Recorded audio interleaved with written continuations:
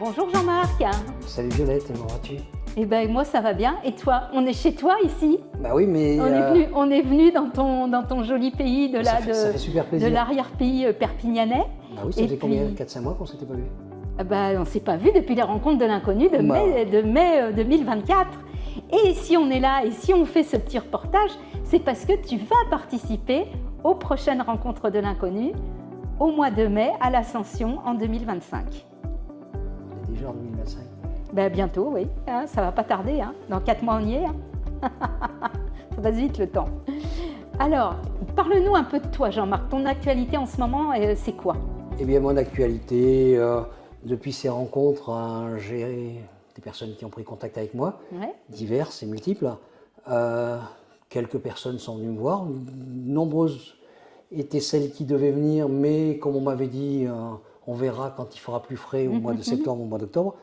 C'est vrai qu'on a eu beaucoup de chaleur ici. Et puis voilà, donc ça fait 30 ans que je suis le même chemin. Et je tente d'expliquer un petit peu ce qu'est la vie. Et voilà, et au fur et à mesure de l'évolution de ce que tu apprends, de ce que tu comprends, de la conscience que tu prends des choses et de l'évolution de ton âme, eh bien tu repartages toute cette connaissance que tu as. Voilà. Moi, je n'ai pas été tout seul au tout début. Je crois que pour les personnes qui me connaissent, j'ai été aidé pendant 16 ans. On a bien compris que pendant ces 16 ans, ta fille Sophie t'a beaucoup aidé, effectivement. Voilà. Elle n'était pas ici. Non, elle était de l'autre côté du voile, voile, mais elle t'a permis d'acquérir toute cette science. Voilà. Cette science et cette conscience, donc avec la science. Voilà. Alors je reconnais que je vais être modeste quand même, parce que à la fin de ces 16 ans, je ne sais pas si j'avais pris conscience, j'avais pris du savoir, mais de la conscience, je ne sais pas si j'en avais pris beaucoup. Je n'arrête pas de le répéter, savoir et conscience sont deux choses totalement différentes. Savoir et connaissance sont deux choses différentes, effectivement. Oui, conscience aussi.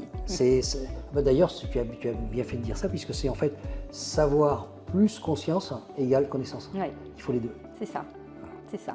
Et alors moi je dois te dire, là je vais vraiment le dire haut et fort les amis, moi j'ai eu des retours sur ce qu'a fait Jean-Marc au mois de mai dernier qui sont extraordinaires. Vraiment j'ai eu que des gens qui m'ont dit qu'ils avaient adoré parler avec toi, que vraiment ça leur avait apporté énormément, que tu étais un grand sage, que vraiment, enfin j'ai vraiment eu des compliments. Je suis en train de rougir, ça se voit, d'ailleurs la caméra le voit. Que je suis obligée quand même de te transmettre. Je sais que tu es un homme très modeste, donc voilà, mais je suis obligée de le dire parce que c'est comme ça que ça m'est revenu. Et donc, alors, pour nos rencontres de l'inconnu 2025, on va innover avec toi un nouveau format, c'est-à-dire tu ne vas pas faire comme tu l'avais fait cette année une conférence, mais tu vas nous faire en fait un forum qui aura lieu donc certainement dans le gymnase. Et au cours de ce forum, on va faire ce qu'on appelle une FAQ. Une FAQ, c'est quoi? C'est une foire aux questions. C'est-à-dire qu'en fait, les gens vont s'inscrire à ton forum, ils vont venir sur ton stand, enfin tu auras un espèce de grand stand, et toi, tu animeras un débat en fonction des questions qu'ils vont te poser. Alors je crois qu'on avait parlé, enfin il me semble, qu'on avait parlé du soir. Voilà, un soir, voilà. Alors il est évident, le stand, je préfère qu'on parle de chaises et où on se met tout autour d'une table où on fait un rond avec une chaise. Alors une table ronde si tu préfères. Voilà, une table ronde, je préfère autre. On fera une table ronde, je vais expliquer en quelques mots le pourquoi, nous en avions parlé ensemble. C'est que le bloc d'ensemble de qui on est, mon but est l'explication. Je vais préciser ici que grâce à vous, j'ai fait la première conférence de ma vie sur ce sujet à Paris dans une conférence du NIOMA. En 2019, oui, je me souviens. En 2019, et à partir de là, il y a eu de nombreuses conférences qui ont été faites. Et je me suis aperçu au fil du temps qu'il est très très compliqué de pouvoir expliquer qui nous sommes. C'était le titre de la première conférence, Qui sommes-nous? Et je me suis aperçu qu'en 17 ans, chaque conférence, c'est pas qu'elles sont trop courtes, oui, elles le sont, mais c'est qu'en fait, le sujet est multiple.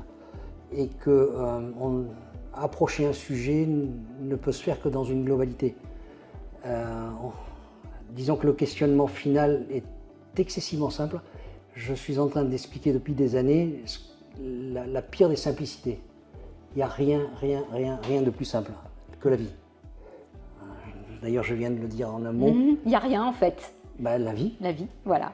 Et pour expliquer qui nous sommes et qu'est la vie, eh bien, c'est monumental. Et pour en arriver au bout, à se dire ce que je me dis aujourd'hui, il ne reste qu'une chose à faire, c'est vivre. Voilà, éternellement. Éternellement. Voilà. Dans un éternel recommencement? Non. Non. Voilà. Alors, précise-nous les Alors, choses, je vais parce le préciser. que ça risquerait de faire peur à certains sans ça, je pense. La vie est constituée de cycles. Nous sommes ici dans un cycle pour chacun, nous avons un nombre de vies qui, dans chaque... certains disent des dimensions, d'autres, moi j'appelle ça des plans de conscience. Nous sommes donc dans un plan de conscience 3 ici. Pour l'instant, alors on appelle ça la 3e dimension également. Mais donc il y a un cycle de X vies qui se compte par centaines et qui permettent une seule chose, c'est prendre dans ce cycle de 3, prendre conscience de qui je suis. Jusqu'au jour où il y a ce qu'on appelle le réveil, la réalisation et j'ai changé mon mot, je disais souvent illumination. Tu disais même samadhi, si ça ma mémoire est bonne. Je disais également samadhi, c'est le même mot. Samadhi veut dire illumination. Et aujourd'hui, je vais employer un autre mot qui est beaucoup plus modeste. Je trouve que ça faisait un petit peu fumeux. C'est tout simplement goûter à l'absolu. Voilà. Moi, j'aime beaucoup cette idée de goûter à l'absolu. Voilà, et je te confirme, tu as raison, je trouve que c'est c'est à la fois, très curieusement, c'est à la fois abstrait, l'absolu, mais c'est en même temps plus concret que l'illumination. C'est-à-dire, on comprend mieux la finalité. L'absolu est la conscience une, qui est en fait très très simple. C'est ce que j'étais en train de dire au tout début. Et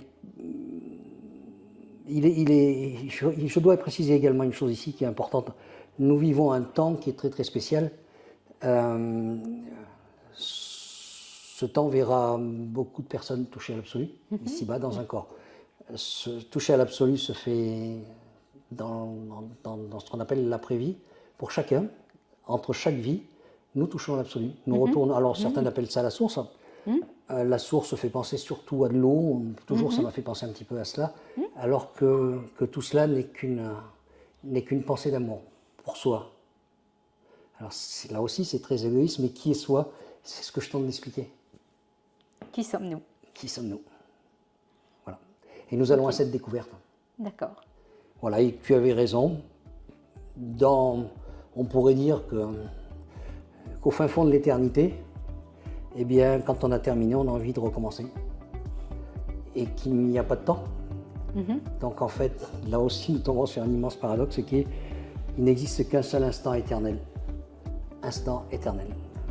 D'accord. C'est le plus grand des paradoxes. Oui, c'est vrai que c'est pas évident à concevoir avec nos esprits cartésiens et terrestres et matériels.